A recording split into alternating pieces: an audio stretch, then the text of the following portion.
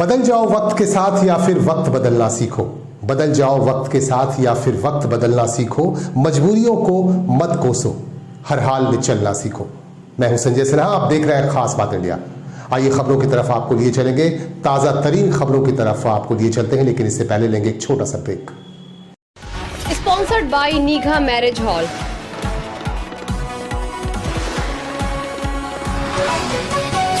Co-sponsored by Modern Furniture।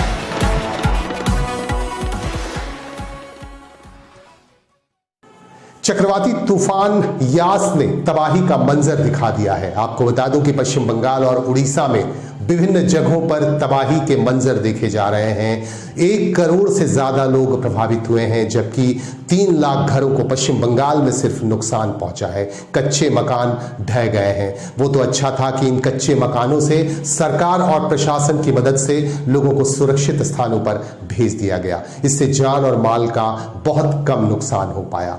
फिर भी 1 करोड़ लोग प्रभावित हुए हैं और तबाही का मंजर साफ देख सकते हैं। स्क्रीन पर एक तस्वीर हम आपको दिखा सकते हैं। इस तस्वीर के माध्यम से आप कल्पना कीजिए कि किस तरह से तबाही मची होगी। पश्चिम बंगाल और उड़ीसा में और जगहों पर भी तबाही मचाने के लिए तैयार है चक्रवाती तूफान यास। यास का मतलब होता है निराशा।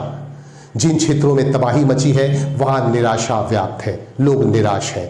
आपको बता दूं कि और भी कई राज्यों में चक्रवाती तूफान यास का कहर बरतने वाला है। पश्चिम बंगाल की मुख्यमंत्री ममता बनर्जी कल यानी शुक्रवार को उन क्षेत्रों के दौरे करेंगी जहां तबाही मची है, जहां नुकसान पहुंचा है।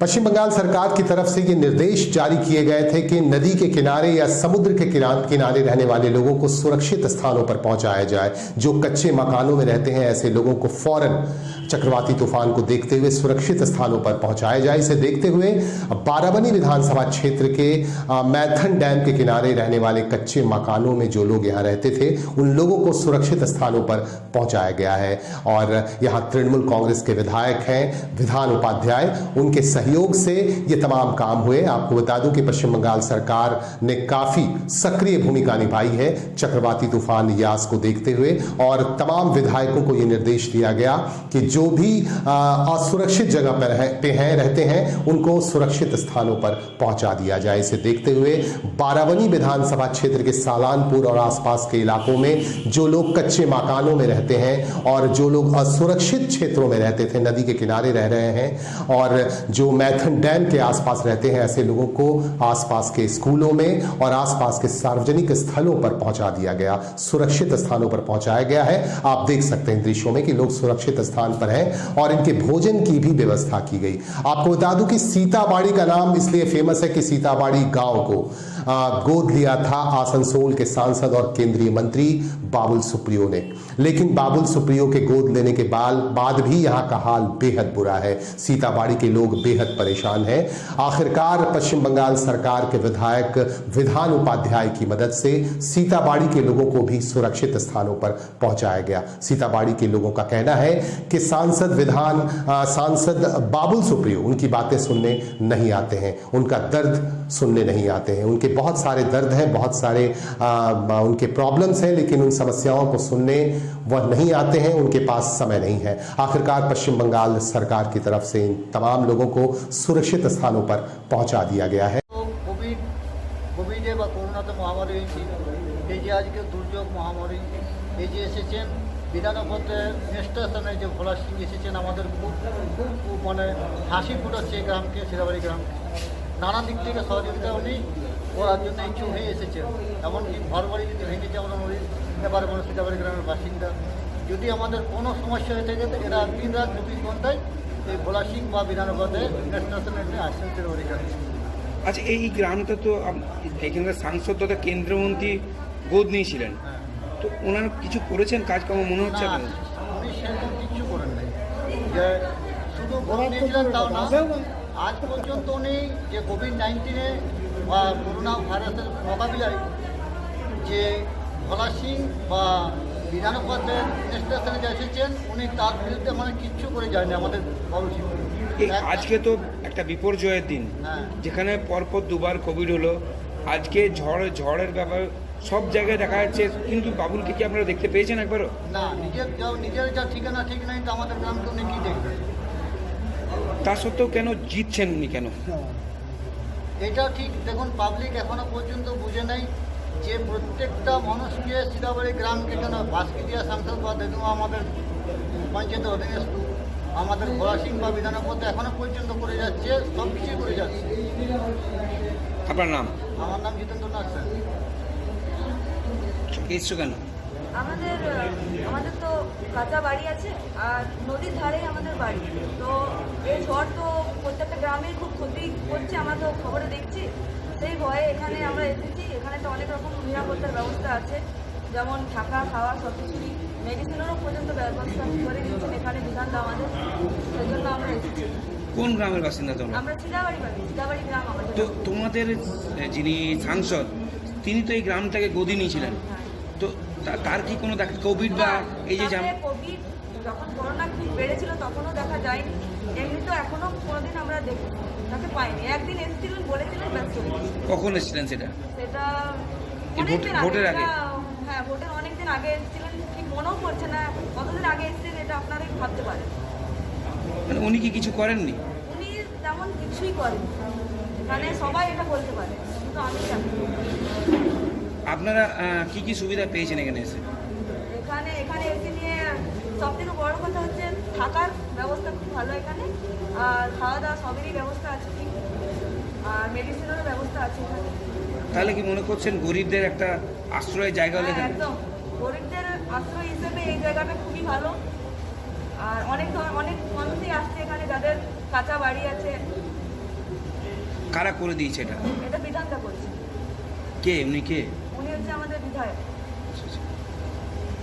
উনি কি ওনার সাথ পান আপনার সবাই? হ্যাঁ, একদম। উনি অনেকবার এসেছেন, যখন করোনা হয়েছিল, খুব বেড়েছিল, তিনি প্রত্যেককে অনেক ধরনের হেল্প করেছিলেন, যেমন খাবার দাবার সবই দিয়েছিলেন। আজকে যে ঝড়টা এসেছে তার আপনার কোনো অসুবিধা নেই, আপনাদের কমিটি হলে থাকার ব্যবস্থা সব কিছু করে দেওয়া হয়েছে। আতঙ্কে থাকার কারণটা কি আপনাদের? কেন? এই কাঁচা বাড়ি, কখন কি হবে। আপনার ড্যাম্পের পাশে বাড়ি? একদম ড্যাম্পের সামনেই বাড়ি, কাছেই বাড়ি। জল বৃষ্টিতে অনেকটা সময় বাড়ির সামনে চলে আসে জলটা। এইবারে যে যখন রাজ্য জুড়ে সমস্ত জায়গা উত্তাল হচ্ছে, আপনারা এই ড্যাম্পের পাশে থেকে কতটা মানে আনসেফ মনে করছেন? আমরা এখানে ড্যামের ধারে থেকে অনেকটাই আনসেফ মনে করছি, তবু দেখছি বিধানদা আমাদের জন্য অনেক কিছুই করছেন। তো এখানে তো বাবুল সুপ্রিয় আপনাদের এই গ্রামটাকে গোদ নিয়েছিল, তো তিনি কি এই যে দুবার পরপর করোনা দেখা গেল, উনি কি একবার এসছেন? না, এই করোনার মধ্যে উনি একবারও আসেন। কি আবেদন থাকবে আপনাদের?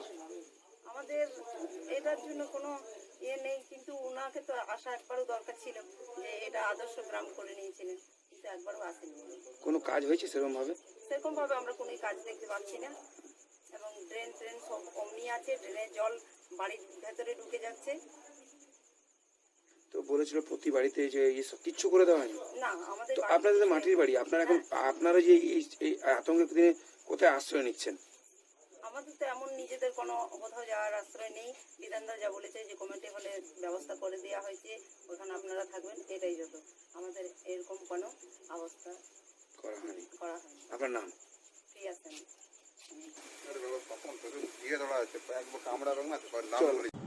देश भर में कोरोना वैक्सीन का काम चल रहा है। वैक्सीनेशन के काम तो चल रहे हैं, लेकिन कई तरह की शिकायतें भी सामने आ रही हैं, कई तरह की समस्याएं भी सामने आ रही हैं। बहुत जगह से हमारे पास खबरें आ रही हैं कि वैक्सीनेशन सही तरह से नहीं दी जा रही है और नियमों का पालन नहीं किया जा रहा है। चितरंजन लिए चलते हैं आपको। चितरंजन के लोगों का कहना है कि यहाँ टीकाकरण अभियान तो चलाया जा रहा है, लेकिन सरकारी नियमों का पालन नहीं किया जा रहा है, न ही सोशल डिस्टेंसिंग का पालन किया जा रहा है, न ही ज्यादातर लोगों के चेहरों पर मास्क नजर आते हैं, जिसकी वजह से अब अब तक 100 से ज्यादा लोगों की मौत हो चुकी है चितरंजन और आसपास के इलाकों में। अगर यही हाल रहा तो मौतें बढ़ेंगी, लोग संक्रमित ज्यादा होंगे। इसी मांग को लेकर यहाँ के स्थानीय नेताओं ने यहाँ के स्वास्थ्य अधिकारियों से ये मांग की है कि नियम के दायरे में रहकर टीकाकरण अभियान चलाया जाए। आप देख सकते हैं कि यहाँ के लोगों में नाराजगी है। नाराजगी के आलम में इन लोगों ने विक्षोभ दिखाया, विरोध प्रदर्शन किया और विरोध प्रदर्शन करते हुए कहा कि सबसे पहले वरीयता मिलनी चाहिए व्यापारियों को और ट्रांसपोर्टर्स को, वाहन चालकों को। जिस तरह से पश्चिम बंगाल सरकार की तरफ से ये नियम बनाए गए हैं, ये आदेश जारी किया गया है कि ट्रांसपोर्टर्स को पहले दिया जाएगा और इसी को देखते हुए यहाँ व्यापारियों को और ट्रांसपोर्टर्स को, वाहन चालकों को पहले दिए जाएं। इसमें किसी तरह की कोताही न बरती जाए। हम लोग यहाँ आए थे हॉस्पिटल में, जो वैक्सीनेशन का जो प्रोग्राम चल रहा है स्टेट गवर्नमेंट की तरफ से एक गाइडलाइंस आया था, जिसके तहत बोला गया था कि जो भी बाजार में जो जिनका दुकान है, दुकानदार है और उनके जो कर्मचारी है उनको, और जो ट्रांसपोर्टर है, जो ऑटो ड्राइवर है, ट्रक चलाते हैं, जो भी है उनको वैक्सीनेट किया जाएगा 18 से लेकर 44 साल तक वालों को। लेकिन पिछले कई दिनों से हम लोग के पास लगातार इसका शिकायत आ रहा था कि उनके नाम पे कुछ कर्मचारी के बच्चे, कुछ उनके परिवार के सदस्य वैक्सीनेशन करवा रहे थे। हम लोग उसको नजरअंदाज किए जा रहे थे लगातार कि चलिए जो भी ले रहा है किसी को तो मिल रहा है। लेकिन कल शाम में 3 बजे के बाद जब सारा चितरंजन के लोग लॉकडाउन में अपने घरों में थे, उस समय यहाँ पे जब हम लोग यहाँ आते हैं, एक हमारा साथी का पत्नी का देहांत हुआ था, उस सिलसिले में आए हुए थे, तो हम लोग देखते हैं कि यहाँ पे सैकड़ों लोगों का भीड़ लगा हुआ है। जब हमने सोचा कि यहाँ कोई दूसरा कार्यक्रम चल रहा होगा, लेकिन जब पता करने गए तो पता चलता है कि वहाँ पे वैक्सीनेशन किया जा रहा है 18 से 44 साल के बच्चों तक का। ये चितरंजन में किसी लोगों के पास जानकारी नहीं थी। सिर्फ यहाँ पे एक यूनियन है, उसके खास करके जो उनके जो नेतागण हैं, उनके बच्चों के लिए वैक्सीनेशन का कार्यक्रम चलाया जा रहा था, जिसका कल हम लोगों ने प्रतिवाद किया था। आज दोबारा जब हम यहाँ, हमारा जो लोग जो यहाँ कल के आवाज सुन के जो यहाँ पे आए हुए थे, आज दोबारा आते हैं तो वहाँ पे उनको बोला जाता है कि अगर वैक्सीनेशन का जो भी कार्यक्रम है आप जाके INTUC NFIR के नेताओं से पूछिए। हॉस्पिटल का जो व्यवस्था है चरमरा गया है। यहाँ पे जो भी जो कर्मचारी है कुछ खास यूनियन के साथ जुड़ाव करके हॉस्पिटल को बदनाम करने की कोशिश कर रहे हैं। आज हम इसी का डिमांड लेके हम आए हुए थे कि CMO के पास कि आप उनके ऊपर कार्रवाई करिए। ऐसे जो लोग जो सिर्फ यूनियनबाजी यहाँ कर रहे हैं और लोगों को, चितरंजन के लोगों को स्वास्थ्य सुविधाओं से वंचित रख रहे हैं, उनके ऊपर कार्रवाई होना चाहिए। CMO ने हमें आश्वासन दिया है कि जल्द से जल्द उनके ऊपर कार्रवाई होगा और आगे से जो भी वैक्सीनेशन का कार्यक्रम होगा उसमें ट्रांसपेरेंसी लाया जाएगा। सबको पता चलेगा कि किस तरह वैक्सीनेशन किया जाएगा। Staff council member, area vice warden को भी इन्वॉल्व करने का उन्होंने बात कहा है। तो कल जो ये घटना हुआ है तो उसमें CMS ने क्या कहा? कल जो घटना हुआ है उन्होंने कहा है कि जो हो गया सो हो गया, उसको आप लोग बात को आगे मत बढ़ाइए। कल स्थगित कर दिया गया। हाँ। नहीं तो वो क्या CMO के परमिशन से हुआ, एडमिनिस्ट्रेशन के परमिशन से हो रहा था, या GM के परमिशन से हो रहा था, या ब्लॉक लेवल से परमिशन से हो रहा था? किसके परमिशन से हो रहा था? वो आपको तो पहले पता है कि यहाँ पे अव्यवस्था फैला हुआ है। ठीक, दुकानदार और वेंडर के नाम पे जो वैक्सीन आया हुआ था, यहाँ के एक खास यूनियन के लोगों के परिवारों को इंजेक्शन कल लगाया गया है।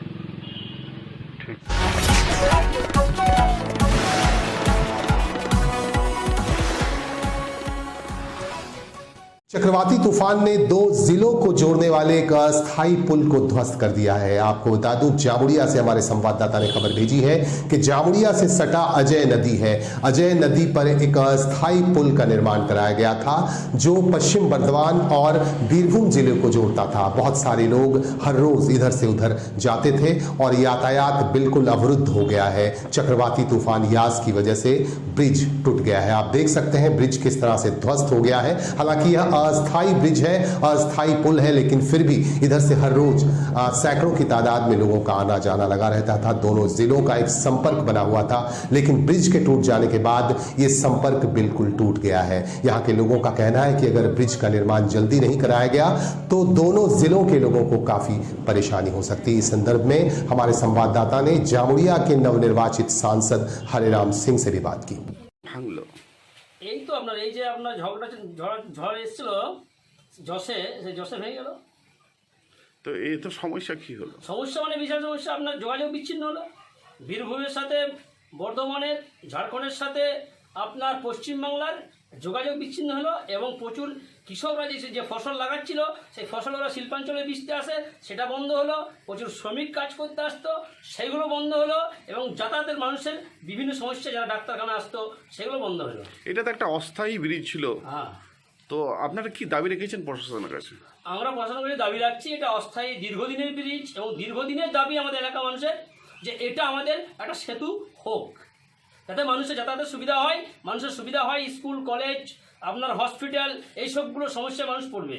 এই রাস্তার উপর দিয়ে কত মানুষ যাতায়াত করে? প্রত্যেক দিন মোটামুটি হাজার হাজার মানুষ যাওয়া আসা করে, হাজার হাজার মানুষ যাওয়া আসা করে। এই যে ব্রিজ ভেঙে গেল, এর ফলে তো কি ধরনের সমস্যা হতে পারে?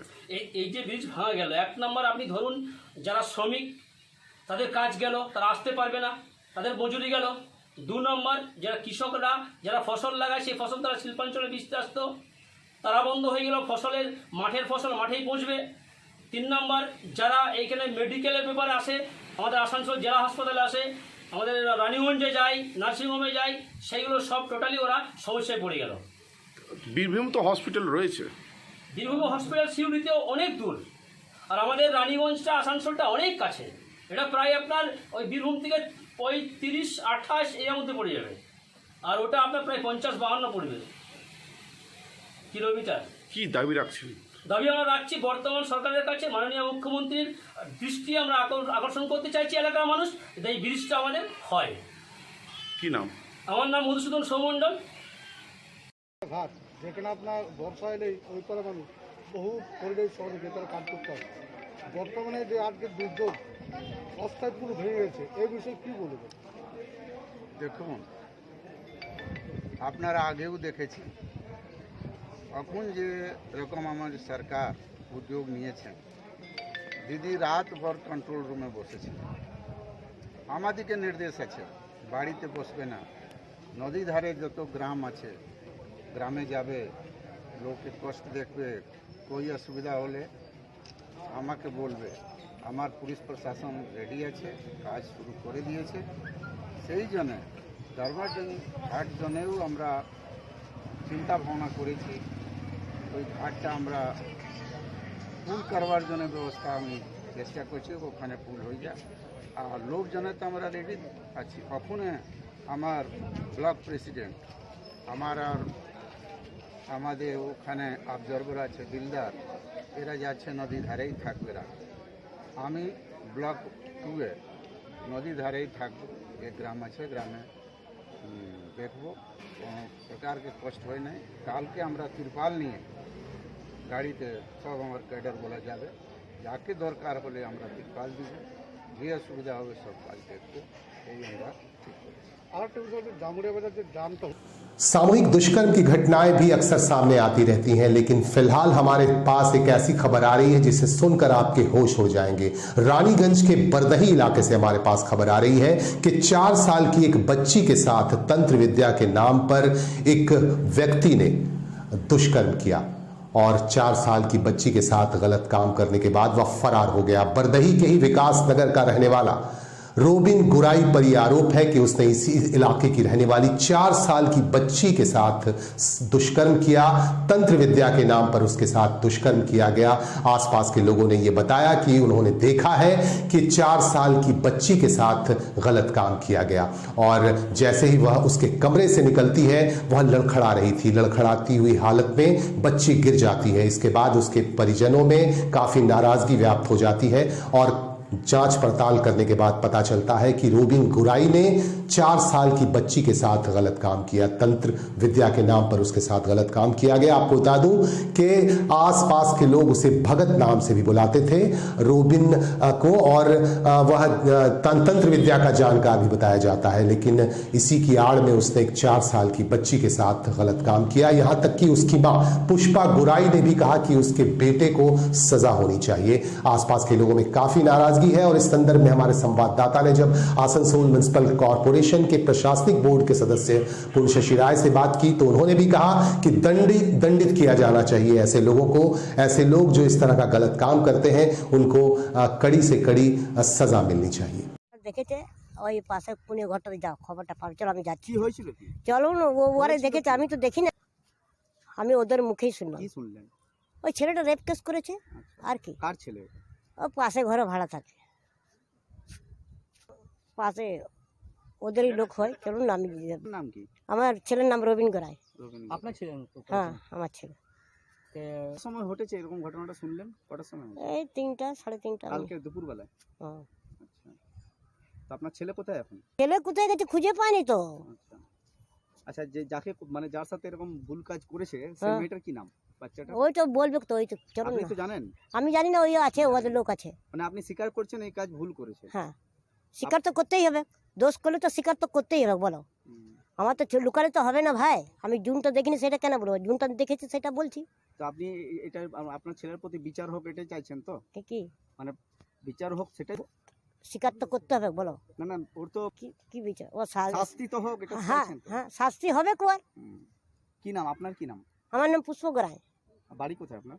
বাড়ি আমার নিজের বাড়ি আছে কলেজ পাড়া, लेकिन আমি এখানে ভাড়া থাকি। আচ্ছা, এই জায়গাটার কি নাম?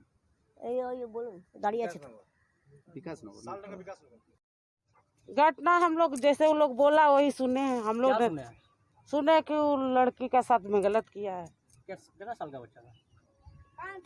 3 साढ़े 3 साल का होगा। क्या नाम था उसका? उसको भगत जी बोलते हैं। ये तो आपका सामने ही था घर का? ना, उसका घर उधर है, हम लोग इधर है। अपना है तो पास में ही है, लेकिन उधर है, हम इधर है। ধরনের ঘটনা এই শাস্তি তো তারা মৃত্যুদণ্ড হওয়া উচিত। এইসব ব্যক্তিদের মৃত্যুদণ্ড দেওয়া উচিত। একটা 4 থেকে 5 বছরের বাচ্চা মেয়েকে যদি ধর্ষণ করে, রবীন গড়াই বলে যে ছেলেটি আর কি, যার বয়স 40 থেকে 42-এর মধ্যে, ওই শালডাঙ্গা বিকাশনগরের, ভাষাই বলা যায় না। আমাদের বিধায়ক তাপস বন্দ্যোপাধ্যায়, আমি নিজে রানিগঞ্জ থানায় বলেছি যে অবিলম্বে খুঁজে বার করে তাকে গ্রেপ্তার করতে হবে।